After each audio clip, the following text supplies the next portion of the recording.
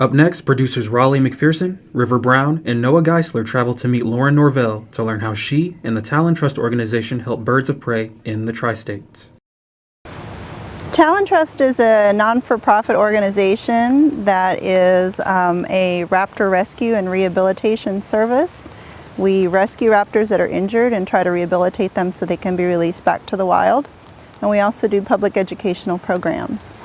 The Talon Trust has been in existence officially for about 3 years. We've rescued about 85 birds and we release about half of those.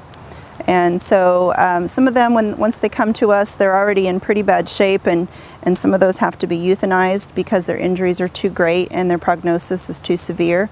But those that might have a chance, we will doctor up as best we can and try to condition them to be free again, and we'll release them. Some of the birds that we doctor up, hoping that they will be releasable and end up aren't releasable because they can't quite fly well enough or something like that. We can place with an educational institution like a school or a nature center or other kind of organization like a 501c3 that does environmental education. We have a lot of options there. We house a few of the birds ourselves that we've rehabilitated and they weren't releasable, and they're the ones that go to our educational programs, and our programs are meant to help increase awareness about these birds and their amazing nature and adaptations and their need for habitat. Raptors are birds of prey like this one, and you can tell that they are very well equipped with some serious weapons. They have a big hooked beak that they use to tear their food. They have big, sharp, powerful talons and feet that hold on to that food and are their killing weapons. And then they have big, powerful eyes that are both in front of their head with binocular vision, so they can easily hunt and kill their prey. So the word raptor means to seize. So these are birds with the big, powerful weapons that hunt and kill their prey. Some examples of raptors include hawks, like this one here. This is a red-tailed hawk. As you can see, she's got kind of a brownish red tail behind her. And this is one of the biggest hawks we have in southwestern Indiana. It also includes things like red-shouldered hawks, which are a little bit smaller hawks that are found in more urban areas. It also includes owls like the barred owl and the great horned owl and the eastern screech owl. It also includes things like falcons, like the American kestrel and peregrine falcon. It also includes other birds of prey, include turkey vultures and kites. Raptors are very important animals in our healthy ecosystems. We need to provide for them so they can live amongst us, and whether we live in the country or the city, they do a good service in that they keep the prey populations low. So all of those prey populations like rabbits and mice that do a lot of damage to our crops and gardens and things like that, these birds do us a service in that they keep the population of those low so that we have less damage. They're the best rodent control a man can have.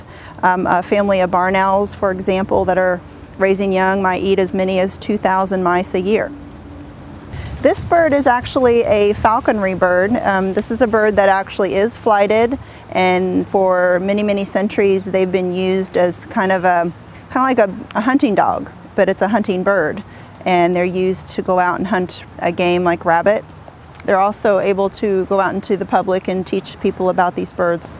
The most common birds that we rehabilitate are those that are commonly seen in southwestern Indiana, that are used to being kind of in urban areas where people live, or activities where people work, and so therefore they're easily seen. So we see more of the red-tailed hawks, red-shouldered hawks, barred owls, great horned owls, eastern screech owls, American kestrels, Cooper's hawks, and sharp-shinned hawks, and turkey vultures. Those are the ones we see the most. The most common injuries that we see, birds that are brought to us or that we go and rescue, are usually car collisions. Car collisions are the #1 injury, and it usually affects either a wing or an eye. Those are the two most common physical injuries due to the car collision. I've had birds in that are pretty bad, and I didn't think they would be releasable, but they healed pretty well and they ended up being releasable. And then on the flip side is sometimes you get a bird with a really mild break in the wrist of the wing or something like that, and you think it's not that big of a deal and it'll heal, and sometimes those are the ones that aren't releasable because they can't quite get that wing to work properly.